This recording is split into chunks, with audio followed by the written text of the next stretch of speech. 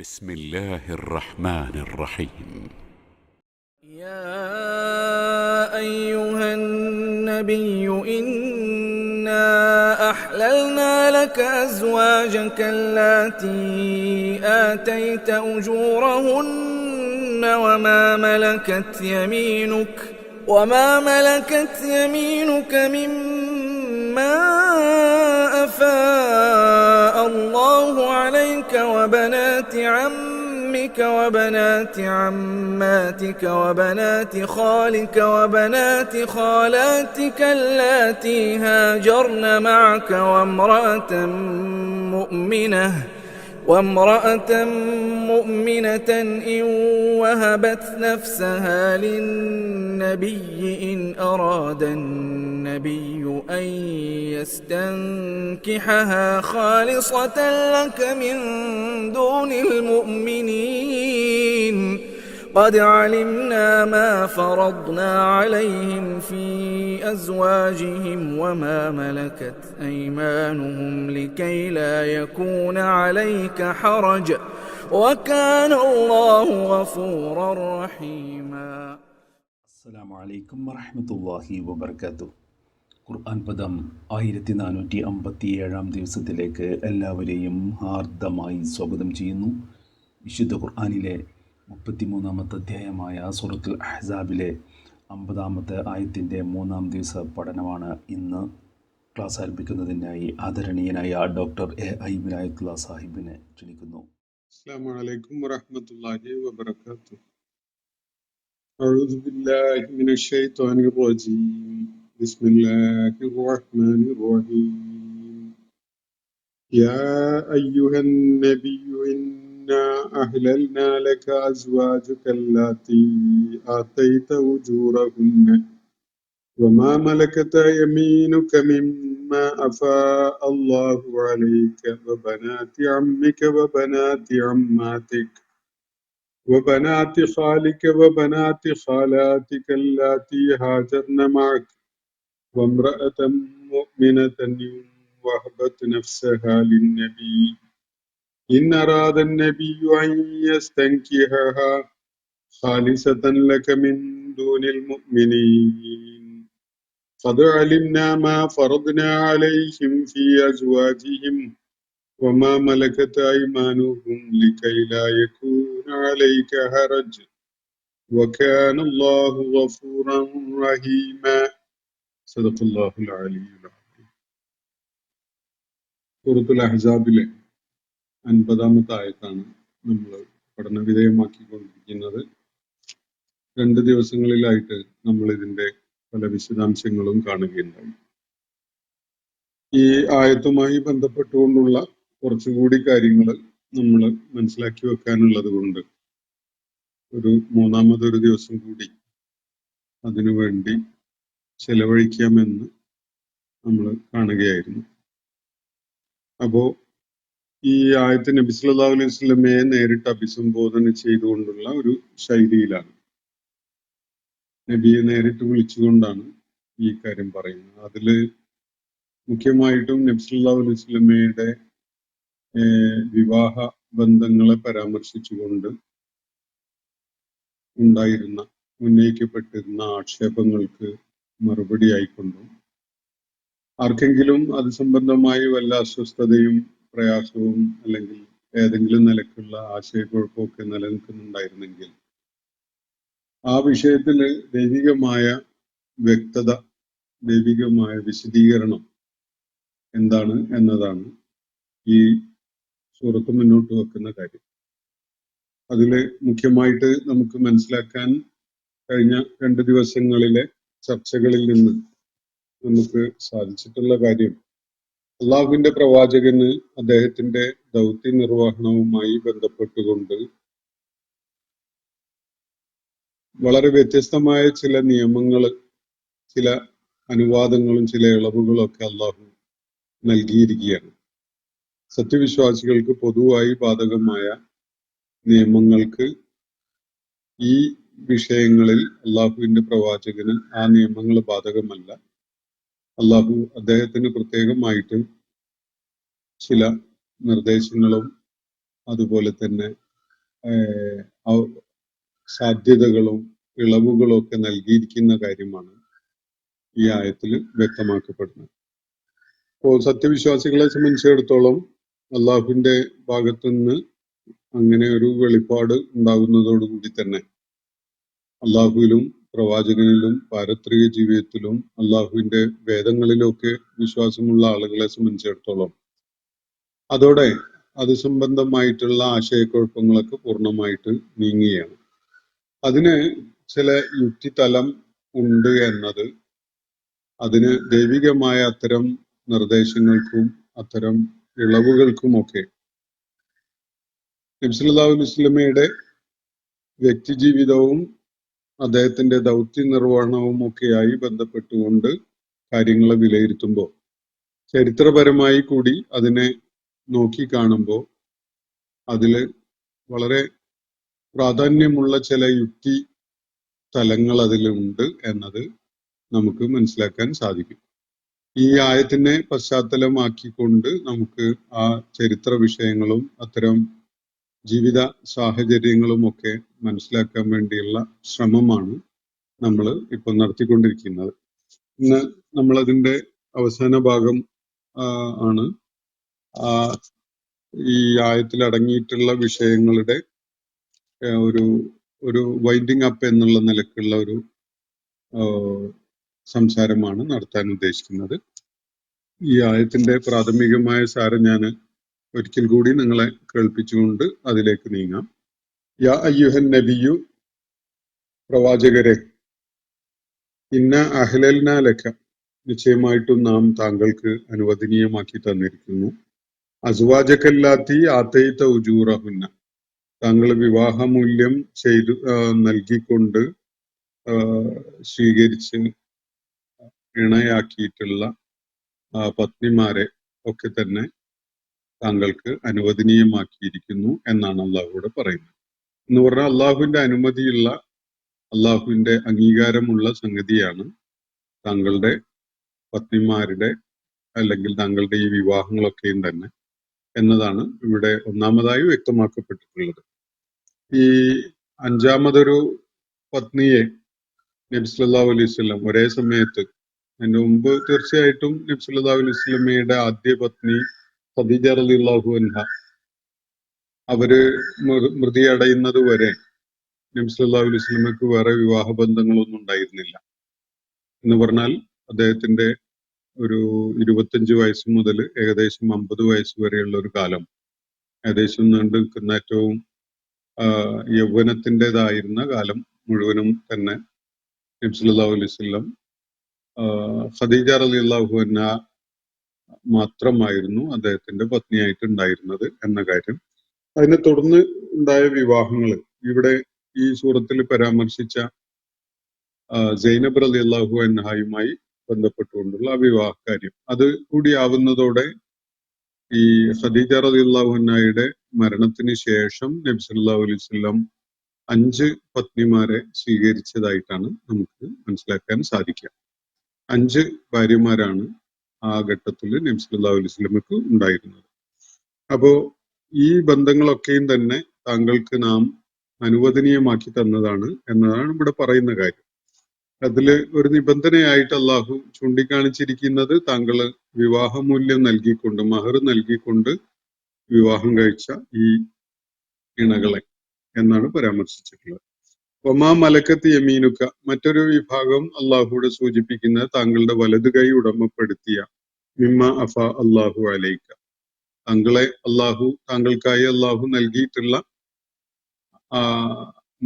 താങ്കളുടെ വലത് കൈ ഉടമപ്പെടുത്തിയവരിൽ നിന്ന് താങ്കൾ ദാമ്പത്യത്തിലേക്ക് സ്വീകരിച്ചിട്ടുള്ള സ്ത്രീകൾ.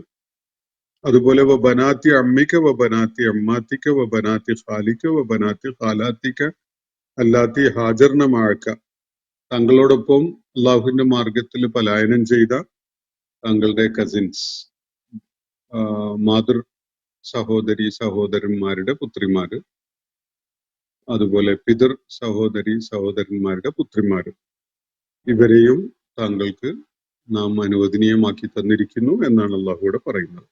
വംറഅതൻ മുഅ്മിനതൻ ഇൻ വഹബത് നഫ്സഹ ലിന്നബി, നബി സല്ലല്ലാഹു അലൈഹി വസല്ലമക്ക് സ്വയം സമർപ്പിച്ച വിശ്വാസിനിയായ സ്ത്രീ, അവരെയും താങ്കൾക്ക് അള്ളാഹു അനുവദിച്ചിരിക്കുന്ന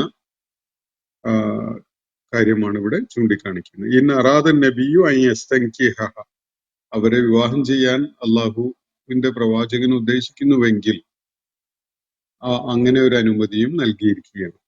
ഖാലിസത്തൻ ലക മിൻ ദൂനിൽ മുഅ്മിനീൻ, വിശ്വാസികൾക്ക് ഈ ഇളവില്ല, താങ്കൾക്ക് മാത്രമായിട്ടുള്ള ഒരു അനുവാദമാണിത് എന്നുകൂടിയാണ് ചൂണ്ടിക്കാണിക്കപ്പെട്ടത്. ഖദ് അലിംനാ മാ ഫറദ്നാ അലൈഹിം ഫീ അസ്വാജിഹിം, വിശ്വാസികളുടെ കാര്യത്തില്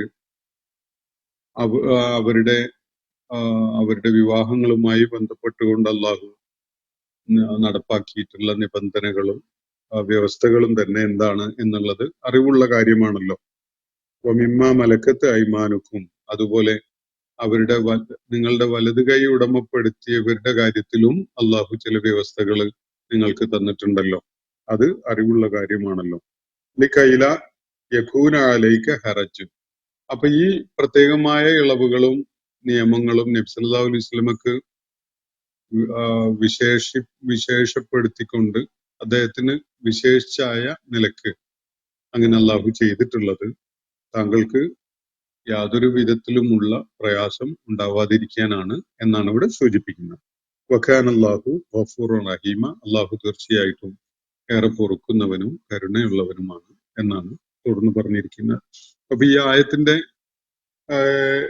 നേരെയുള്ള ഒരു സാരമാണ് ഞാൻ നിങ്ങളുമായി വീണ്ടും പങ്കുവച്ചിട്ടുള്ളത്. ഈ ആയത്തുമായി ബന്ധപ്പെട്ടുകൊണ്ട് ഇനിയും നമ്മൾ മനസ്സിലാക്കാൻ ഇരിക്കുന്ന ചില കാര്യങ്ങൾ കൂടി ഈ സന്ദർഭത്തിൽ നിങ്ങളുടെ ശ്രദ്ധയിൽ കൊണ്ടുവരികയാണ്. നബി സല്ലല്ലാഹു അലൈഹി വസല്ലമ ഈ വിവാഹ വിഷയത്തില് സത്യവിശ്വാസികൾക്ക് പൊതുവായുള്ള നിയമത്തിന്റെ പരിധിയിൽ നിന്ന് അദ്ദേഹത്തെ അള്ളാഹു ഒഴിച്ചു നിർത്തിയിരിക്കുകയാണ് എന്നതാണ് ഇവിടെ പറഞ്ഞിരിക്കുന്ന കാര്യം.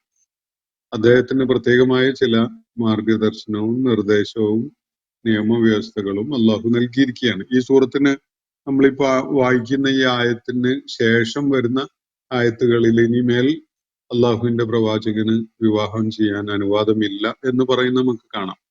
നമ്മൾ അവിടെ എത്തുമ്പോൾ അത് വിശദമായിട്ട് ഞാൻ പറയാം. അപ്പോ ഈ ആയത്തിൽ അള്ളാഹു ഏതൊക്കെ വിഭാഗങ്ങളിൽ നബി സല്ലല്ലാഹു അലൈഹി വസല്ലമക്ക് പത്നിമാരെ അനുവദിച്ചിട്ടുണ്ട്, ഏതൊക്കെ വിഭാഗങ്ങളിലുള്ള സ്ത്രീകളുമായി നബി സല്ലല്ലാഹു അലൈഹി വസല്ലമക്ക് ദാമ്പത്യം പങ്കിടാൻ അനുവാദമുണ്ട് എന്നതാണ് വ്യക്തമാക്കിയിരിക്കുന്നത്. അത് സാധാരണ വിശ്വാസികളുടെ കാര്യത്തിലുള്ള നിർദ്ദേശം സൂറത്തു നിസായിലൊക്കെ നൽകപ്പെട്ടിട്ടുള്ളതിന്റെ ആ പരിധിയിലല്ല നബി സല്ലല്ലാഹു അലൈഹി വസല്ലമ ഉള്ളത്. കാരണം നബി സല്ലല്ലാഹു അലൈഹി വസല്ലം മറ്റു വിശ്വാസികളെയൊന്നും പോലെയല്ല.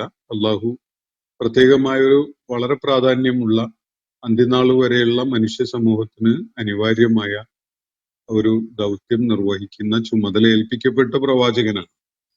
അപ്പോ അതിന് ഉപകരിക്കുന്ന വിധത്തിലുള്ള വിവാഹബന്ധങ്ങൾ അള്ളാഹു അനുവദിച്ചിരിക്കുന്നു എന്നാണ് ഇവിടെ സൂചിപ്പിക്കുന്നത്.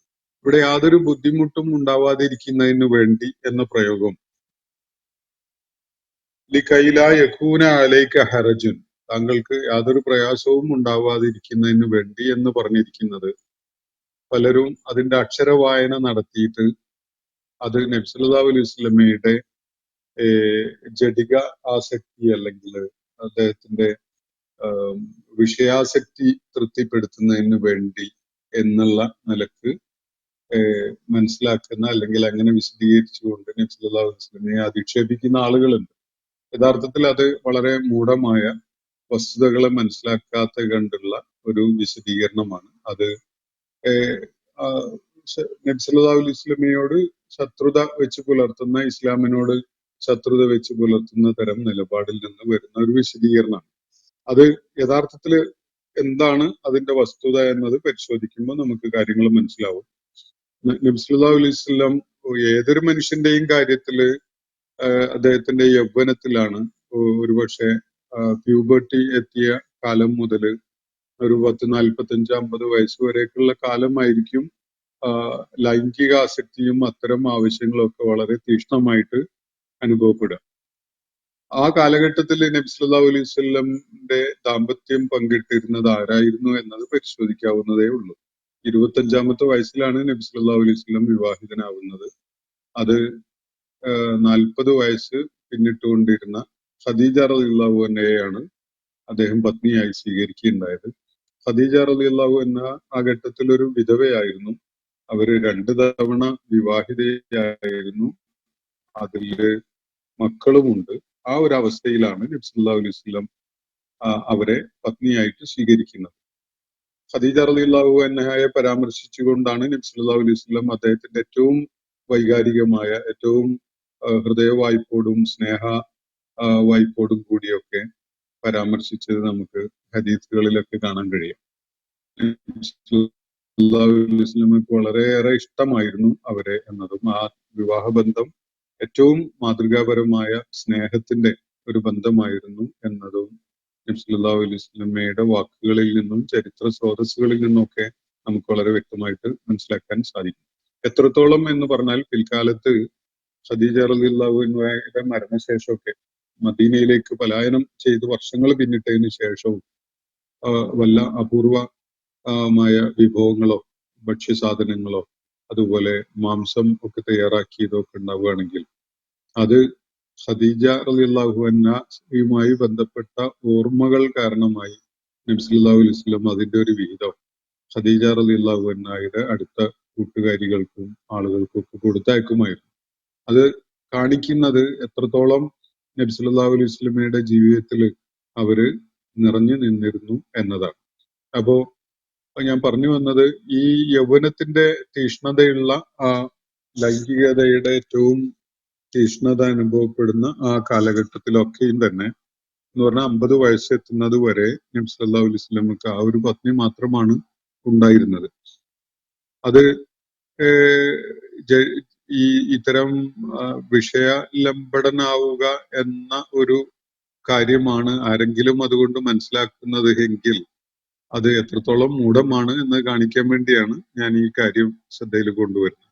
ഖദീജ റളിയല്ലാഹു അൻഹയുടെ മരണശേഷം നബി സല്ലല്ലാഹു അലൈഹി വസല്ലം വിവാഹം ചെയ്യുന്നത് വാർദ്ധക്യത്തിൽ എത്തി നിൽക്കുന്ന ഒരു സ്ത്രീയായിരുന്നു സൗദ റളിയല്ലാഹു അൻഹ. അത് ഞാൻ കഴിഞ്ഞ ദിവസം സൂചിപ്പിക്കുകയുണ്ടായി. അപ്പോ ഖദീജ റളിയല്ലാഹു അൻഹുവിന്റെ മരണത്തിനെ തുടർന്ന് 4 വർഷം നബി സല്ലല്ലാഹു അലൈഹി വസല്ലമ പത്നിയായിട്ട് സൗദ റളിയല്ലാഹു അൻഹ മാത്രമേ ഉണ്ടായിരുന്നുള്ളൂ എന്നതാണ് വസ്തുത. അപ്പോ ഒരു 53 വയസ്സ് പിന്നിട്ടതിന് ശേഷമാണ് ഒരാൾക്ക് ഈ സെക്ഷൽ നീഡ്സ് ഏറ്റവും കൂടുതൽ അനുഭവപ്പെടുക എന്നതാണോ ഇവിടെ നമ്മൾ മനസ്സിലാക്കേണ്ടത്? അപ്പോ ആ ഒരു ഘട്ടത്തില് 50 പിന്നിട്ട ഘട്ടത്തില് 54 55 ഒക്കെ വയസ്സായ ഘട്ടത്തിലാണ് നബി സല്ലല്ലാഹു അലൈഹി വസല്ലമക്ക് കൂടുതൽ ഭാര്യമാരെ വേണ്ടിയിരുന്നത്. ആ നിലക്ക് അത്തരം ലൈംഗിക ആവശ്യങ്ങൾക്ക് വേണ്ടി എന്ന് വരും ഈ പറയുന്ന ഈ ആളുകൾ നൽകുന്ന വിശദീകരണം വെച്ചുകൊണ്ട് അത് ഒരു സത്യമായി ശരിയായി നമുക്ക് കാണണമെങ്കിൽ യഥാർത്ഥത്തിൽ അത് കാര്യങ്ങളുടെ വസ്തുത മനസ്സിലാക്കാതെ കണ്ടുള്ള ഒരു അനാവശ്യമായിട്ടുള്ള ആക്ഷേപം ഉന്നയിക്കലാണ്. ദൗത്യ നിർവഹണത്തിന് നബി സല്ലല്ലാഹു അലൈഹി വസല്ലം ആവശ്യമായി കാണുന്ന ഘട്ടങ്ങളിലാണ് യഥാർത്ഥത്തിൽ അള്ളാഹുവിന്റെ പ്രവാചകൻ ബാക്കി സ്ത്രീകളെയൊക്കെ തന്നെയും വിവാഹം ചെയ്തിട്ടുള്ളത് എന്നത് സൂക്ഷ്മമായി പരിശോധിച്ചാലും മനസ്സിലാക്കാൻ കഴിയും. ഒരു സാധാരണ മനുഷ്യനായിട്ട് അല്ലെങ്കിൽ ഒരു രാഷ്ട്രത്തിന്റെ തലവനായിട്ടോ അല്ലെങ്കിൽ ഒരു ഭരണാധികാരിയായിട്ടോ ഒന്നുമല്ല നബി സല്ലല്ലാഹു അലൈഹി വസല്ലം ജീവിച്ചിരുന്നത്. റഹ്മത്തുൽ ലിൽ ആലമീനായിട്ട് മുഴുവൻ ലോകത്തെയും മനുഷ്യർക്കുള്ള മാർഗദർശിയായിട്ട് അവരെ സംസ്കരിക്കുകയും പരിഷ്കരിക്കുകയും ധാർമ്മികമായി ഉയർത്തിക്കൊണ്ടുവരികയൊക്കെ ചെയ്യുന്ന ഒരു പ്രക്രിയയുടെ അതിന് നേതൃത്വം വഹിച്ചുകൊണ്ടാണ് നബി സല്ലല്ലാഹു അലൈഹി വസല്ലം രംഗത്തുണ്ടായിരുന്നത്. അതുകൊണ്ട് അദ്ദേഹം മുന്നോട്ട് വെക്കുന്ന ദർശനവും ആദർശവും ഒക്കെ തന്നെ മനുഷ്യ സമൂഹത്തിലെ എല്ലാ മേഖലകളിലേക്കും ഏറ്റവും ഫലപ്രദമായ രീതിയിൽ എത്തേണ്ടതുണ്ട്. വിശേഷിച്ച് നമ്മുടെയൊക്കെ സാംസ്കാരിക പശ്ചാത്തലത്തിലുള്ള പോലെ സ്ത്രീകളുമായി വളരെ തുറന്ന വിധത്തിൽ ഇടപഴകുന്ന ഒരു സംസ്കാരം ഇസ്ലാം അനുവദിക്കുന്നില്ല എന്നതുകൂടി മനസ്സിലാക്കേണ്ടതുണ്ട്. അപ്പോൾ സ്ത്രീകളുമായി ബന്ധപ്പെട്ടുകൊണ്ടോ അല്ലെങ്കിൽ വ്യത്യസ്തമായ സെക്ഷൻസ്, സമൂഹത്തിലെ വ്യത്യസ്ത വിഭാഗങ്ങളിലേക്ക് കാര്യങ്ങൾ, ആശയങ്ങളൊക്കെ എത്തിക്കണമെങ്കിൽ ഒരുപാട് പരിമിതി ഉണ്ടാവും. സ്ത്രീകളോട് വസ്ത്രധാരണത്തിന്റെ നിബന്ധനകൾ പഠിപ്പിക്കപ്പെട്ട, അതുപോലെ സമൂഹത്തിൽ ആചരിക്കേണ്ട ചില മര്യാദകൾ പഠിപ്പിക്കപ്പെട്ട ഒക്കെ ഒരവസ്ഥയാണല്ലോ ഉള്ളത്. ആ അവസ്ഥയിൽ സ്ത്രീകളുമായി സ്വതന്ത്രമായി ഇടപെട്ടുകൊണ്ട് അവരെ കാര്യങ്ങൾ പഠിപ്പിക്കുക എന്നതൊന്നും പ്രായോഗികമായിരുന്നില്ല. കാരണം ഒരു ഭാഗത്ത് ഈ ധാർമ്മികത പഠിപ്പിക്കേണ്ടതുണ്ട്, രണ്ടാമത്തത് ഈ മര്യാദകൾ പാലിക്കേണ്ടതുണ്ട്. അപ്പോ അങ്ങനെ വളരെ സ്വതന്ത്രമായി ഇപ്പൊ നമ്മുടെ പൊതുപ്രവർത്തന രംഗത്തുള്ള പല ആളുകളും അവരുടെ ജീവിത രീതിയൊക്കെ പരിശോധിക്കുമ്പോൾ അവർ കാണിക്കുന്ന വളരെ സ്വതന്ത്രമായ സമീപനങ്ങളും ഇടപഴകലിന്റെ രീതികളും ഒക്കെ ഉണ്ടല്ലോ. ആ രീതി പൂർണ്ണമായിട്ടും ഇസ്ലാം വിലക്കിയിട്ടുള്ള ഒരു കാര്യമാണ്. അതുകൊണ്ട് തന്നെ പല മേഖലകളിലുമുള്ള ആളുകളിലേക്ക് ഇസ്ലാമിന്റെ സന്ദേശവും ഇസ്ലാമിന്റെ ധാർമ്മികതയും അതുപോലെ അധ്യാപനങ്ങളും ഒക്കെ വേണ്ട വിധത്തിൽ എത്തിക്കുക എന്നൊരു സംഗതിക്ക് നബി സല്ലല്ലാഹു അലൈഹി വസല്ലം നേരിട്ട് തന്നെ ഈ സ്ത്രീകളിലേക്ക് കാര്യങ്ങൾ പകർന്നു നൽകണമെങ്കിൽ അദ്ദേഹത്തിന് അത്രയും ക്ലോസ് ആയിട്ട് ഇടപഴകാൻ കഴിയുന്ന ഒരു ബന്ധം അതില് വളരെ അനിവാര്യമാണ്. അപ്പോ അതിന്റെ കാരണത്താലാണ് മിക്ക വിവാഹങ്ങളും നടത്തിയിട്ടുള്ളത് എന്നത് കാണാൻ സാധിക്കും. ഒരേ സാമൂഹ്യ നിലവാരത്തിലോ തലത്തിലോ ഉള്ള ആളുകളായിരുന്നില്ല അവരൊന്നും തന്നെ. ചിലര് യഹൂദ ഗോത്രങ്ങളിൽ നിന്ന് തടവുകാരായി പിടിക്കപ്പെട്ട സ്ത്രീകളെ അവരെ സ്വതന്ത്രരാക്കിയതിന് ശേഷം അവര് അള്ളാഹുവിന്റെ ദീനിലേക്ക് വരാൻ സന്നദ്ധരായ ഘട്ടത്തില് അതിനെ തുടർന്നാണ് അവരെ പത്നിമാരായിട്ട് നബി സല്ലല്ലാഹു അലൈഹി വസല്ലം സ്വീകരിച്ചിട്ടുള്ളത്. വേറെ ചിലരെ ദാസിമാരായിട്ട് നബി സല്ലല്ലാഹു അലൈഹി വസല്ലമയുടെ ചുമതലയിലേക്ക് വന്നിട്ടുള്ള സ്ത്രീകളെ അള്ളാഹുവിന്റെ പ്രവാചകൻ സ്വീകരിച്ചതാണ് ദാമ്പത്യത്തിലേക്ക്. അതുപോലെ ചിലര് വളരെ വൃദ്ധകളായ സ്ത്രീകളായിരുന്നു. അവരെ ആദരിക്കുന്നതിന്റെയും അവർക്ക് സംരക്ഷണം നൽകുന്നതിന്റെയും അവര് കാഴ്ചവെച്ച അവരുടെ ത്യാഗോജ്വലമായ ജീവിതം പരിഗണിച്ചുകൊണ്ടൊക്കെയുള്ള ഒരു വലിയൊരു പരിഗണന എന്നുള്ള നിലക്കാണ് നബി സല്ലല്ലാഹു അലൈഹി വസല്ലം ചിലരെ വിവാഹം ചെയ്തത് എന്നത് കാണാൻ കഴിയും. ഇനി വേറെ ചിലരുടെ കാര്യത്തില് ഇവര് വ്യത്യസ്ത സാമൂഹ്യ തലങ്ങളിലൊക്കെയുള്ള ആളുകളായിരുന്നത് കൊണ്ട് തന്നെ വളരെ ഉയർന്ന കുടുംബ പശ്ചാത്തലമുള്ള ആളുകളിലേക്ക് ചിലപ്പോ ഒരുപക്ഷെ നബി സല്ലല്ലാഹു അലൈഹി വസല്ലം ഒറ്റ ഭാര്യ മാത്രമായി ജീവിക്കുകയാണെങ്കിൽ ഈ കാര്യങ്ങളൊക്കെ എത്തിയെന്ന് വരും. പക്ഷെ ജീവിതത്തിന്റെ വ്യത്യസ്ത മേഖലകളിലുള്ള സ്ത്രീകൾക്കും അതുപോലെ സമൂഹത്തിന്റെ വിവിധ വിഭാഗങ്ങളിലേക്കുമൊക്കെ കാര്യങ്ങൾ എത്തേണ്ടതുണ്ടെങ്കിൽ തീർച്ചയായിട്ടും ആ വിധത്തിൽ നബി സല്ലല്ലാഹു അലൈഹി വസല്ലമക്ക് അവരുമായി വളരെ ക്ലോസ് ആയിട്ട് ഇടപഴകാൻ കഴിയുന്ന ഒരു ബന്ധം അവരുമായിട്ട് ആവശ്യമുണ്ട് എന്നതാണ് അതിന്റെ വസ്തുത. വേറൊരു കാര്യം, ഇസ്ലാമിനോടുള്ള ശത്രുത ഇല്ലാതാക്കുന്നതിൽ നബി സല്ലല്ലാഹു അലൈഹി വസല്ലമയുടെ വിവാഹങ്ങൾക്ക് വലിയ പങ്ക് വഹിക്കാൻ കഴിഞ്ഞിട്ടുണ്ട് എന്നതാണ്. നമ്മളിപ്പോ അബൂബക്കർ റളിയല്ലാഹു അൻഹുവിന്റെ പുത്രിയെ വിവാഹം ചെയ്തത് നമ്മൾ മനസ്സിലാക്കിയിട്ടുള്ളതാണ്. അതുപോലെ ഉമർ റളിയല്ലാഹു അൻഹുവിന്റെ പുത്രിയെ വിവാഹം ചെയ്തിട്ടുള്ളത്.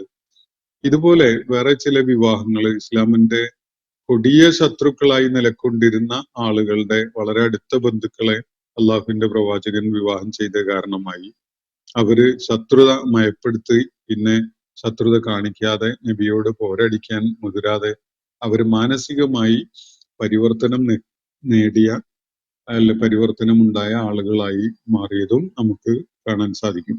ഞാൻ ചില സംഗതികൾ നിങ്ങളുടെ ശ്രദ്ധയിലേക്ക് ഇതുമായി ബന്ധപ്പെട്ടുകൊണ്ട് കൊണ്ടുവരാം.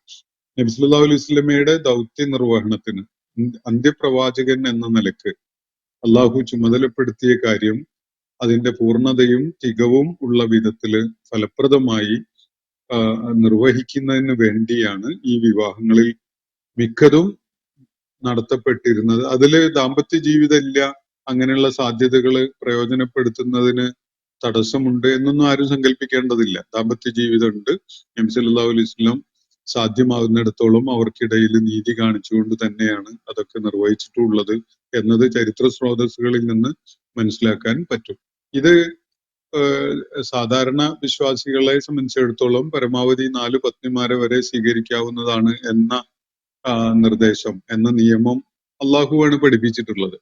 അതേ അള്ളാഹു തന്നെയാണ് നബി സല്ലല്ലാഹു അലൈഹി വസല്ലമയുടെ കാര്യത്തില് ഈ കാര്യങ്ങൾ, ഈ സാധ്യതകളും ഇളവുകളും ഒക്കെ നൽകിയിട്ടുള്ളതും എന്ന് നമുക്ക് കാണുമ്പോൾ അതിൽ അവ്യക്തതയോ നമുക്ക് അസ്വീകാര്യതയുള്ള എന്തെങ്കിലുമോ അടങ്ങിയിട്ടില്ല എന്നത് മനസ്സിലാക്കാൻ സാധിക്കും. അപ്പോ വളരെ നിരക്ഷരതയിൽ കഴിഞ്ഞിരുന്ന ഒരു ജനതയാണല്ലോ. അവരെ ഇസ്ലാമികമായി സംസ്കരിച്ച് നാഗരികമായി ഉയർത്തിക്കൊണ്ടുവന്ന് അവരെ ഏറ്റവും ഉത്തമരായ ആളുകൾ അടങ്ങിയ ഒരു സമൂഹമായിട്ട് ഉയർത്തിക്കൊണ്ടുവരുന്ന ഒരു പദ്ധതി നമ്മൾ സങ്കല്പിക്കുന്ന പോലെ എളുപ്പമായൊരു കാര്യമല്ല.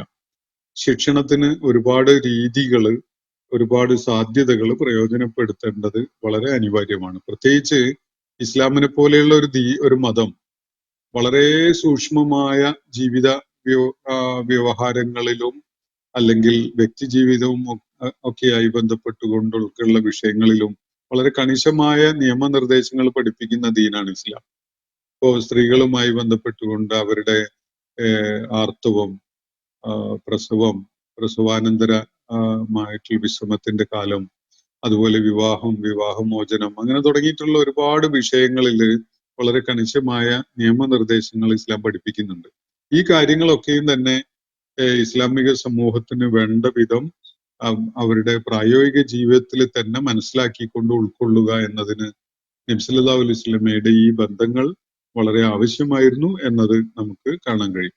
അപ്പോ പിൽക്കാലത്ത് ആ കാലത്ത് തന്നെയും ആളുകൾ ഈ പത്നിമാരിൽ നിന്നാണ് പലതും അറിയാറുണ്ടായിരുന്നത്. പിൽക്കാലത്ത് ഈ ഒട്ടേറെ വിഷയങ്ങളുമായി ബന്ധപ്പെട്ടുകൊണ്ട് നബി സല്ലല്ലാഹു അലൈഹി വസല്ലം പഠിപ്പിച്ച കാര്യങ്ങളുമായി ബന്ധപ്പെട്ട അറിവിന്റെ സ്രോതസ്സുകളായിട്ടാണ് ഇവര് നിലകൊള്ളുകയുണ്ടായത് എന്നതും നമുക്ക് കാണാൻ കഴിയും. പ്രവാചക പത്നിമാര് നബി സല്ലല്ലാഹു അലൈഹി വസല്ലമയുടെ വഫാത്തിന് ശേഷം പുനർവിവാഹം ചെയ്യാൻ പാടുള്ളവരല്ല എന്ന ഒരു നിബന്ധന അള്ളാഹു വെച്ചിരിക്കുകയാണല്ലോ. അതിനും വലിയൊരു താല്പര്യം ഉണ്ടാവാൻ സാധ്യതയുണ്ട് എന്നതാണ് കാണാൻ കഴിയുക. അതെന്താണെന്ന് വെച്ചാൽ അവര് മറ്റൊരാളുടെ പത്നിയായി മാറുന്നത് കാരണമായി ഉണ്ടാകുന്ന വിധത്തിൽ അവർ ഇൻഫ്ലുവൻസ്ഡ് ആവാൻ പാടില്ല. അള്ളാഹുവിന്റെ പ്രവാചകൻ പഠിപ്പിച്ച ദീന് അതിൽ യാതൊരു ഏറ്റക്കുറവും വരാതെ തന്നെ അടുത്ത തലമുറക്ക് അല്ലെങ്കിൽ മറ്റുള്ളവർക്ക് പകർന്നു കൊടുക്കാൻ ഈ പത്നിമാരിലൂടെ അവസരം ഉണ്ടാവണം.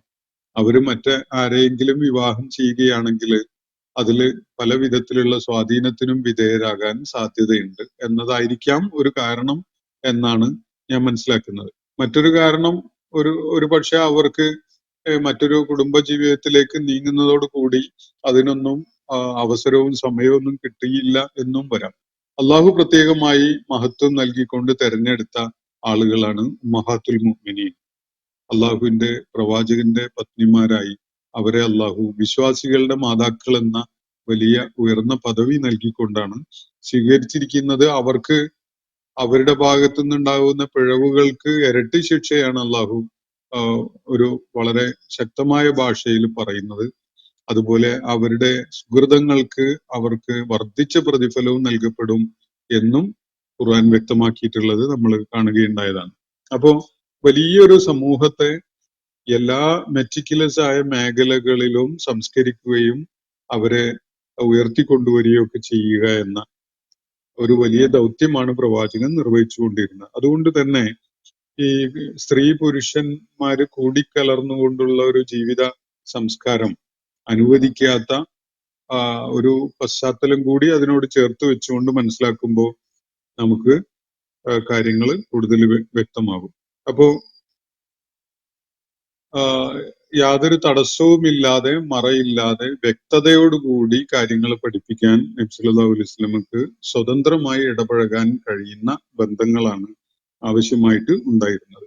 അതുകൊണ്ട് തന്നെ വ്യത്യസ്ത പ്രായങ്ങളിലുള്ള സ്ത്രീകളെ, വളരെ വൃദ്ധകളായ സ്ത്രീകളുണ്ട്, അതുപോലെ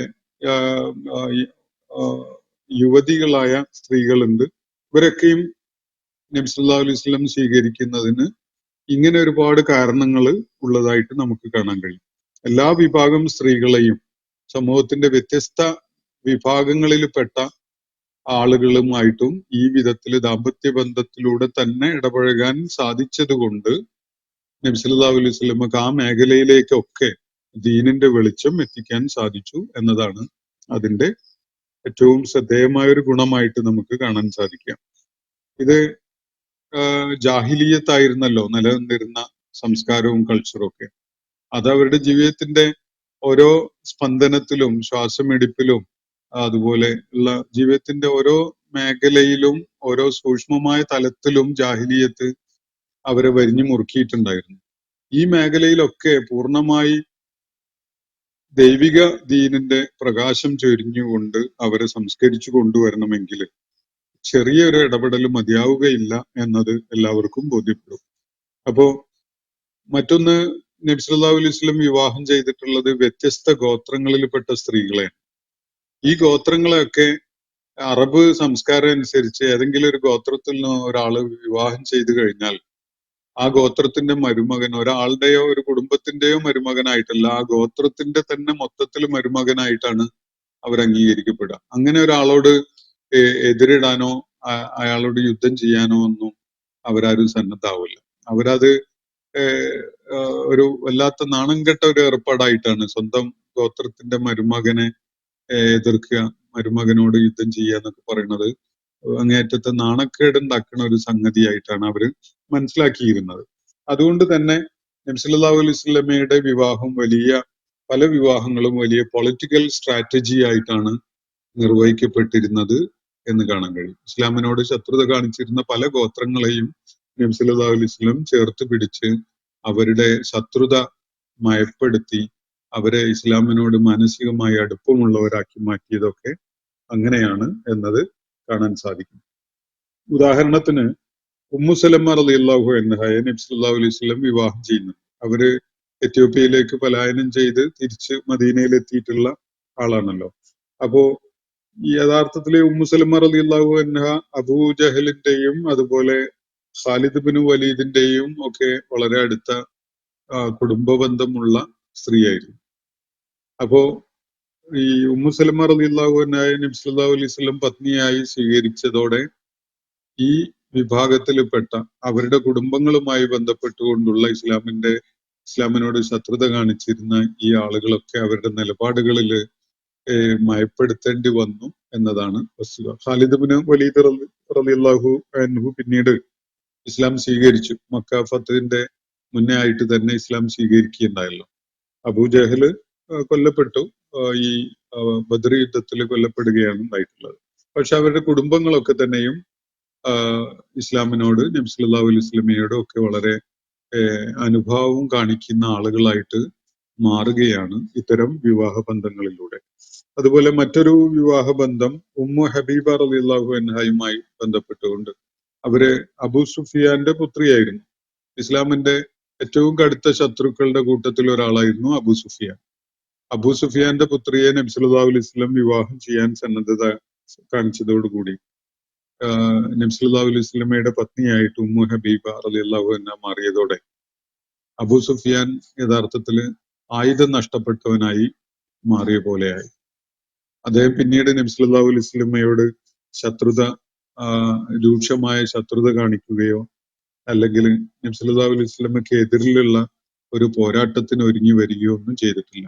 മാത്രമല്ല മക്ക വിജയത്തോടു കൂടി അബൂ സുഫിയാൻ ഇസ്ലാം സ്വീകരിക്കുകയും ചെയ്തു.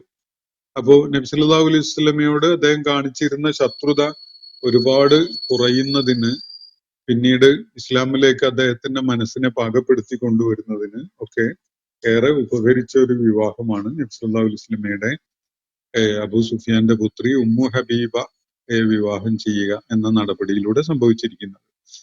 മറ്റ് ഒന്ന് സഫിയ, അതുപോലെ റൈഹാന, ജുവൈരിയ, ഈ 3 യഹൂദ സ്ത്രീകൾ വ്യത്യസ്ത ജൂതഗോത്രങ്ങളിലെ അംഗങ്ങളായിരുന്നു അവർ. ഇവരെ 3 പേരെയും പല ഘട്ടങ്ങളിലായിട്ട് നബി സല്ലല്ലാഹു അലൈഹി വസല്ലം പത്നിമാരായി സ്വീകരിക്കുകയാണല്ലോ. അപ്പോ ഇതില് ഇവരെ ബന്ദികളായി പിടിക്കപ്പെട്ട ആളുകളായിരുന്നു. പക്ഷെ അവരെ നബി സല്ലല്ലാഹു അലൈഹി വസല്ലം സ്വതന്ത്രരാക്കുകയും അവർ ഇസ്ലാം സ്വീകരിക്കാൻ സന്നദ്ധത കാണിച്ചതോടെ അവരെ പത്നിമാരായി സ്വീകരിക്കുകയും ചെയ്യുന്നത്. അപ്പോ ഇതിന്റെ ഫലമായിട്ട് യഹൂദ ഗോത്രങ്ങള് നബി സല്ലല്ലാഹു അലൈഹി വസല്ലമയോട് കാണിച്ചിരുന്ന ആ ശത്രുതക്ക് വലിയ മയപ്പെടൽ ഉണ്ടാകുന്നുണ്ട് ആ ഘട്ടത്തില്. അപ്പോ മരുമക്കളോട് പോരാടുക എന്നത് ഒരു നാണംകെട്ട സംസ്കാരമായിട്ടാണ് അവരും അറേബ്യയിൽ ആണല്ലോ അവർ താമസിച്ചിരുന്നത്. ആ അറബ് സംസ്കാരത്തിന്റെ തന്നെ ചില എലിമെന്റ്സ് ആയിട്ട് അവർ ഉൾക്കൊണ്ടിരുന്നത്. അപ്പോ അവരെ ഈ നടപടികളിലൂടെയൊക്കെ തന്നെ വളരെ ക്രിയാത്മകമായ വിധത്തില് ഒരു സമൂഹത്തെ സംസ്കരിച്ച് പ്രകാശത്തിന്റെ വഴിയിലേക്ക് നയിച്ചു കൊണ്ടുവരാൻ അള്ളാഹുവിന്റെ പ്രവാചകന് ഒരുപാട് സൗകര്യമുണ്ടായി എന്നതാണ് മനസ്സിലാക്കാൻ സാധിക്കുന്ന കാര്യം. ചുമതല ഏൽപ്പിക്കപ്പെട്ടിരുന്ന ചുമതല നിർവഹിക്കുക എന്നത് നബി സല്ലല്ലാഹു അലൈഹി വസല്ലമക്ക് ഈ വിവാഹങ്ങളിലൂടെ ഒരുപാട് എളുപ്പമായി എന്നത് ആണ് പറഞ്ഞു വന്നതിന്റെ ചുരുക്കം. പിന്നെ ഈ ആയത്തുമായി ബന്ധപ്പെട്ടുകൊണ്ട് നമ്മൾ മനസ്സിലാക്കേണ്ട മറ്റൊരു കാര്യം, നമ്മുടെ ഇപ്പോ ഇന്ത്യ പോലെയുള്ള സാമൂഹ്യ പശ്ചാത്തലത്തില് പലപ്പോഴും ബഹുഭാര്യത്വം എന്തോ ഒരു വളരെ അനിവാര്യമായ ഘട്ടങ്ങളിൽ ഒക്കെ മാത്രം പാടുള്ള ഒരു സംഗതിയായിട്ട് പലരും പറയാറുണ്ട്. അതൊരു തെറ്റിദ്ധരിപ്പിക്കലാണ്. യഥാർത്ഥത്തിൽ ഇസ്ലാം അങ്ങനെ വളരെ അനിവാര്യമായ ഘട്ടങ്ങളിൽ എന്ന നിലക്ക് ഈ സംഗതി കാണുന്നേ ഇല്ല. ഖുർആൻ മുന്നോട്ട് വെക്കുന്നതും ഹദീസുകളിൽ നിന്ന് വ്യക്തമാകുന്നതും നബി സല്ലല്ലാഹു അലൈഹി വസല്ലമയുടെ ചര്യയിൽ നിന്ന് വ്യക്തമാകുന്നതും ഒക്കെ ഒന്നാമത്തെ വിവാഹം പോലെ തന്നെ പവിത്രമായതാണ് 2ഉം 3ഉം 4ഉം. 4 വിവാഹം വരെയാണ് ഇസ്ലാം വിശ്വാസികൾക്ക് അനുവദിച്ചിട്ടുള്ളത്. ഒരേ സമയത്ത് 4 പത്നിമാരെ വരെ സ്വീകരിക്കാനാണ് അനുവാദമുള്ളത്. ഈ 4 വിവാഹങ്ങളും ഒരേപോലെ പവിത്രവും പാവനവുമായത് തന്നെയായിട്ടാണ് ഇസ്ലാം പഠിപ്പിക്കുന്നത്. അതില് ദാമ്പത്യ താല്പര്യമോ ലൈംഗിക താല്പര്യമോ ഒക്കെ സ്വാഭാവികമായിട്ടും ഉണ്ടാകാം. അതിന് യാതൊരു തടസ്സവും ഇസ്ലാം വെച്ചിട്ടില്ല. മനുഷ്യപ്രകൃതം മനസ്സിലാക്കിക്കൊണ്ടുള്ള ദൈവികമായ വിധി കൽപ്പനയാണിത് എന്നതാണ് അത് സംബന്ധമായിട്ട് മനസ്സിലാക്കേണ്ട ഒരു കാര്യം. എന്തെങ്കിലും അനിവാര്യമായ ഘട്ടങ്ങളിൽ മാത്രം അനുവദനീയമായ ഒരു സംഗതി എന്ന നിലക്ക് അല്ല ഖുർആനോ സുന്നത്തോ ഈ ബഹുഭാര്യത്വത്തെ അനുവദിക്കുന്നത് എന്നത് പ്രത്യേകം മനസ്സിലാക്കേണ്ടതുണ്ട്. ആരെയും ബഹുഭാര്യത്വം പിന്തുടരുന്നവരാകാൻ ഇസ്ലാം നിർദ്ദേശിക്കണമൊന്നുമില്ല. അതേ സമയത്ത് അത് ആർക്കൊക്കെയാണോ അത് വേണ്ടത് എന്നത് വളരെ നിബന്ധനകൾ വെച്ചുകൊണ്ടുള്ള ഒരു സംഗതിയൊന്നുമല്ല. ഒന്നാമത്തെ വിവാഹം നിർവഹിച്ച അതേ കാരണത്താൽ തന്നെ 2ാമത്തെയും 3ാമത്തെയും ഒക്കെ വിവാഹം സാധിക്കുന്നതാണ്. അതിന് ഇങ്ങനെ രോഗം കാരണമായിട്ടോ അല്ലെങ്കിൽ മക്കൾ ഉണ്ടാവാത്തത് കൊണ്ടോ അങ്ങനെയുള്ള കാരണങ്ങളൊന്നും ആവശ്യമില്ല എന്നതാണ് ഖുർആന്റെ ഈ ഇന്ന് നമ്മൾ വായിച്ച ആയത്തിൽ ഉൾപ്പെടെയുള്ള സൂചന. അതിൽ അവസാന ഭാഗത്ത് നിങ്ങൾ കണ്ടുവല്ലോ, ഖദ് അലിംനാ മാ ഫറദ്നാ അലൈഹിം ഫീ അസ്വാജിഹിം വമാ മലക്കത്ത് അയ്മാനുക്കും എന്ന് പറഞ്ഞ കാര്യം അത് വ്യക്തമായിട്ട് ഒരു സൂചന നൽകുന്നുണ്ട്. അതുപോലെ നേരത്തെ നമ്മൾ സൂറത്തുൻ നിസായിൽ പഠിച്ചിട്ടുള്ള ആയത്തുകളിലും ഈ കാര്യം വ്യക്തമാക്കുന്നുണ്ട്. മറിച്ച് എന്തെങ്കിലും അനിവാര്യമായ ഘട്ടങ്ങളിൽ മാത്രം പാടുള്ള ഒരു സംഗതിയാണ് എന്ന നിലക്കുള്ള ഒരു സൂചന നമുക്ക് കാണാനും സാധിക്കില്ല. അതേ സമയത്ത് ചില സെന്റിമെന്റ്സ് പരിഗണിക്കേണ്ട വിധത്തിലൊക്കെ നബി സല്ലല്ലാഹു അലൈഹി വസല്ലം ചില ആളുകളുടെ കാര്യത്തിൽ സംസാരിച്ചതൊക്കെ കാണാൻ കഴിയും. അത് സ്വാഭാവികമായും മാനുഷികമായ ഒരു പരിഗണന എന്നുള്ള നിലക്കുള്ള സംസാരം അത് തീർച്ചയായിട്ടും ഉണ്ടാവും. അത് നമ്മുടെ സമൂഹത്തിലും അത്തരം സംഗതികളൊക്കെ പരിഗണിക്കുന്നത് തന്നെയാണ് ഉചിതമായിട്ടുള്ളത്. അപ്പോ നബി സല്ലല്ലാഹു അലൈഹി വസല്ലമയുടെ വിവാഹങ്ങളില് ഇവിടെ ഒന്നും തന്നെ ഏതെങ്കിലും പത്നിമാരുടെ അവര് വന്ധ്യകളായിരുന്നത് കൊണ്ടോ രോഗിണി ആയതുകൊണ്ടോ ആൺകുട്ടികളോ അല്ലെങ്കിൽ മക്കള് തന്നെയോ ഇല്ലാതിരുന്നതിന്റെ പേരിലോ അനാഥ കുട്ടികളെ നോക്കുക എന്ന ഉദ്ദേശത്തോടു കൂടിയൊന്നും മാത്രമല്ല ആ വിവാഹങ്ങൾ നടന്നിട്ടുള്ളത് എന്നതാണ് വ്യക്തമാവുന്ന ഒരു കാര്യം. അത് നബി സല്ലല്ലാഹു അലൈഹി വസല്ലമയുടെ ദൗത്യ നിർവഹണവുമായി പ്രബോധനപരമായി ശിക്ഷണപരമായി ഒക്കെ ആവശ്യമായ സംഗതികൾ എന്ന നിലക്കാണ് നബി സല്ലല്ലാഹു അലൈഹി വസല്ലം നിർവഹിച്ചിട്ടുള്ളത്. അതിനുള്ള അനുമതി അള്ളാഹു അദ്ദേഹത്തിന് നൽകിയിട്ടും ഉണ്ട് എന്നതാണ് വസ്തുത. ഓരോരുത്തരും സ്വന്തം ഈ ഇപ്പൊ വ്യാഖ്യാനം നൽകിക്കൊണ്ട് ഈ ആയത്തിന് വളരെ പരിമിതപ്പെടുത്തുന്ന അതിന്റെ ആശയങ്ങളെ പരിമിതപ്പെടുത്തി നിബന്ധനകൾക്ക് വിധേയമാക്കിക്കൊണ്ട് മാത്രമേ ഒരു ബഹുഭാര്യത്വം പാടുള്ളൂ എന്ന വിധത്തിലുള്ള ഒരു വിശദീകരണം നൽകുന്നത് യഥാർത്ഥത്തിൽ ഇസ്ലാമിന് ബാഹ്യമായ ഒരു ആശയം ഇസ്ലാമിന്റെ മേല് അടിച്ചേൽപ്പിക്കുന്ന ഒരു പ്രവണതയാണ്. നമ്മളങ്ങനെ ബഹുഭാര്യത്വം ഫോളോ ചെയ്യണമെന്നൊന്നും ഇസ്ലാം പറയുന്നില്ല. പക്ഷെ അങ്ങനെ ആവശ്യമുള്ള ആളുകൾ അത് നിർവഹിക്കുന്നത് എന്തോ ഒരു കുറ്റകരമായ സംഗതിയാണ് ആദ്യത്തെ വിവാഹം കഴിഞ്ഞാൽ നമ്മൾ ബാറക്കല്ലാഹു ലക്കുമാ വ ബാറക അലൈക്കുമാ വ ജമഅ ബൈനക്കുമാ ഫീ ഖൈർ എന്ന് പറഞ്ഞ് അവർക്ക് വേണ്ടി പ്രാർത്ഥിക്കുകയും ആശംസകൾ അർപ്പിക്കുകയൊക്കെ ചെയ്യും. രണ്ടാമത്തെ വിവാഹം ഉണ്ടായാല് പിന്നാമ്പുറത്തുനിന്ന് പോയി മറ്റാരും കാണാതെ പരിഹസിക്കുകയോ കളിയാക്കുകയോ കുത്തുവാക്കുകൾ കൊണ്ട് നേരിടുകയോ ഒക്കെയാണ് ചെയ്യേണ്ടത് എന്നൊരു സംഗതി തീർത്തും ജാഹിലിയത്താണ്. അങ്ങനെയല്ല, എല്ലാ വിവാഹങ്ങളും പവിത്രമാണ്.